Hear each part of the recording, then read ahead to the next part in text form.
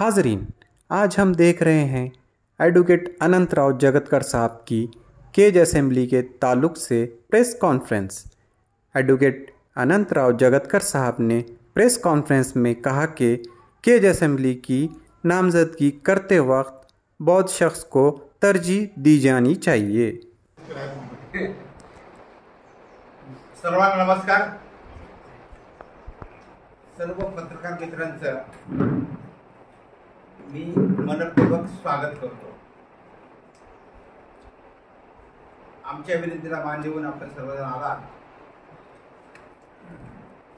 त्याबद्दल मी आमच्या काँग्रेस पक्षाच्या वतीनं आपलं मनपूर्वक स्वागत करतो आणि आभार मानतो। या ठिकाणी काँग्रेस पक्षाचे शहर अध्यक्ष खदीम साहेब आहेत, बाजूला माझ्या उजव्या बाजूला ज्येष्ठ नेते वसंतराव मोरे साहेब आहेत आणि आपण सर्व पत्रकार कपडा घेऊन 1978 पासून गणपती सर 1978 पासून ते आज जागा आहे।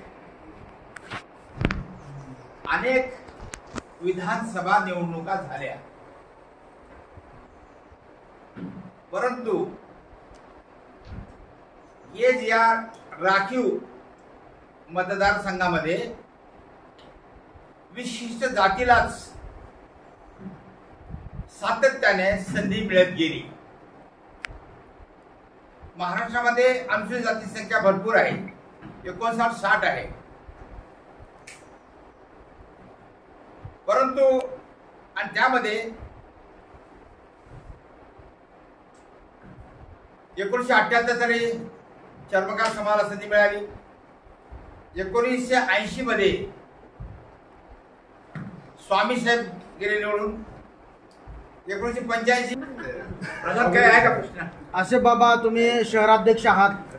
आताच दादा जगतकर दादा म्हटले की विद्वान आणि हुशार माणूस असावा, मग त्यात जगतकर दादा 1 नंबरला येतात। त्यांच्याबद्दल आपलं काय मत आहे?